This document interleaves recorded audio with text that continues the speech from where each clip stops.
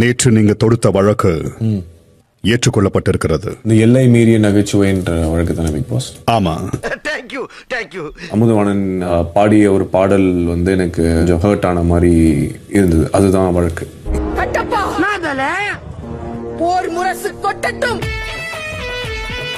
என்ன வழக்கு? போடும் ஆடையை வச்சு ராம் பார் ராம் பார் ராம் போடும் குர்தா பாருன்னு பாடல் செய்யறதும் அமெரிக்கா மாப்பிள்ளை என்றும் குறிப்பிட்டு ஒரு விஷயம் சொல்றாங்க. அவருடைய க்ளோதிங்க அவமானப்படுத்துற மாதிரி ஒரு பாட்டு பாடியிருக்காங்க. ஆடை அதை வந்து எப்படி சொல்லிருக்காங்கன்னா நைட்டி மாதிரி இருக்குது அப்படின்னு சொல்லிட்டு கிண்டல் பண்ணிருக்காங்க. இப்போ நான் ராமுக்கு வந்து தனிப்பட்ட முறையில நான் ஒண்ணு சொல்லிக்கிறது என்னன்னா,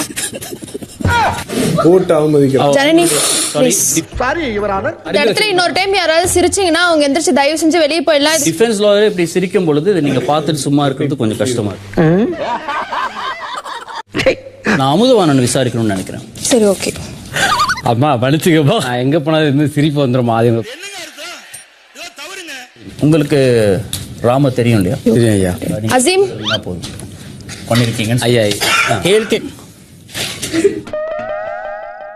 எனக்கு தெரியுது நீங்க எதுக்கு சிரிக்கிறீங்கன்னு.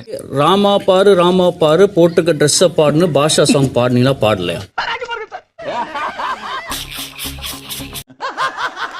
கதிர், அதுக்கப்புறம் மணிகண்டன் இவங்க பாடினாரு. கடைசியாக நான் போய் கோரஸ் கொடுத்தேன் ஐயா.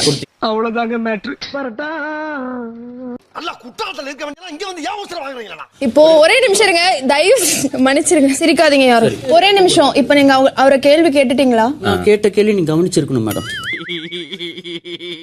ஆட்டோல வந்து அவர் போட்டோ ஒட்டுமான்னு கேட்டா அவர் அதுக்கு ஒத்துக்கல. ஆடையை பத்தி அவர் கிண்டல் பண்ணாரான்னு கேட்டேன். ஆமான்னு ஒத்துக்கிட்டாரு.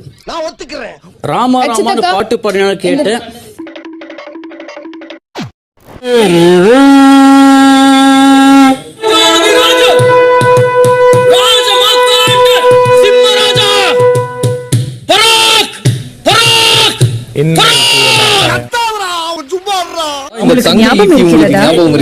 இந்த தங்கை ஈட்டியை பயன்படுத்திதான் நீங்கள் மகாராணியின் தந்தையை கொன்றீர்கள். எப்படி கோர்த்து விடுது? மகாராணியின் தந்தையை கொன்ற மகாராஜா வாழ்க! வாழ்க என் தகப்பான்! பைத்தியக்கார பைலட் மாட்டிட்டு பாடு ஞாபகம் இருக்கிறதா? இரண்டு ராஜா ஃபர்ஸ்ட் விரல் நம்மை நோக்க வேண்டும், அப்படியே எதிராளியை தேட வேண்டும், அப்புறம் விட வேண்டும். என் தந்தையும் தாயும் இப்படி நின்று பார்க்கும் பொழுது எனக்கு ரொம்ப சந்தோஷமாக இருக்கிறது அம்மா. இவன் வேற என்னை ரொம்ப டார்ச்சர் பண்றான்டா. பார்ப்பதற்கு காக்கை போல் உள்ளீர்கள், இளவரசரோ ஒரு பொறுக்கி. இவரை பார்ப்பதற்கும் காட்டெருமை போல் உள்ளார். ராஜகுருவை பத்தி ஏதாவது சொல்லுங்கள். அவர் யார்? அவர் ஒரு புறம்போக்கு. நன்றாக ஒரு டான்ஸ் செய்து விட்டு போ சொல்லுங்கள்.